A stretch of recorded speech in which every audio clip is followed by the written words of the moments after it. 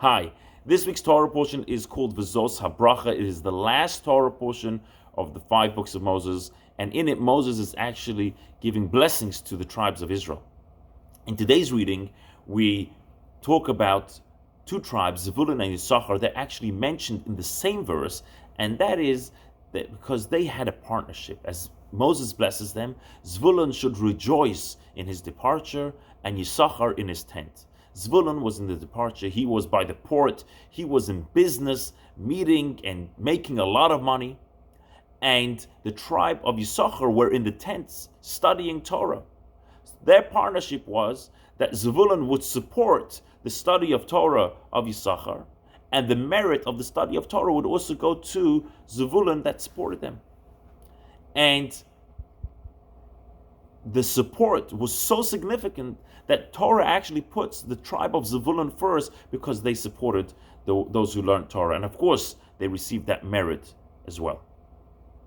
Rashi also explains us something beautiful about the tribe of Zvulun. Since they were in the business and they met many different nations, so when other nations came to the land of Israel to do business with them, they said, you know what, we're already here. Let's go check out the city of Jerusalem.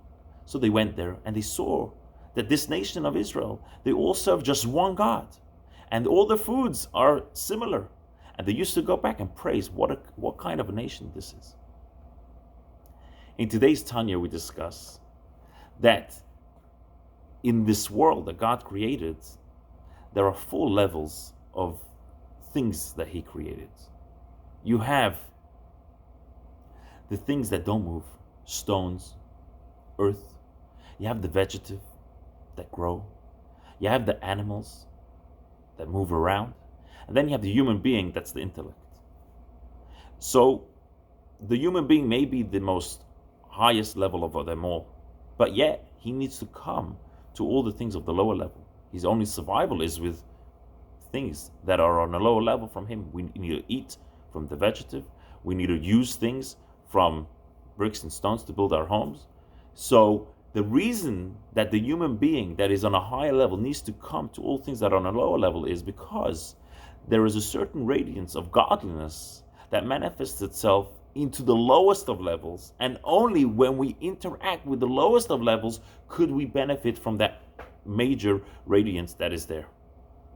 And that is why so much of Torah and its commandments is about interaction with things of this world that God created, even though it's not just about the human being. It's about utilizing the things and everything that God created in order to bring out the great radiance of godliness that is in all those things that we can only achieve by interacting with them.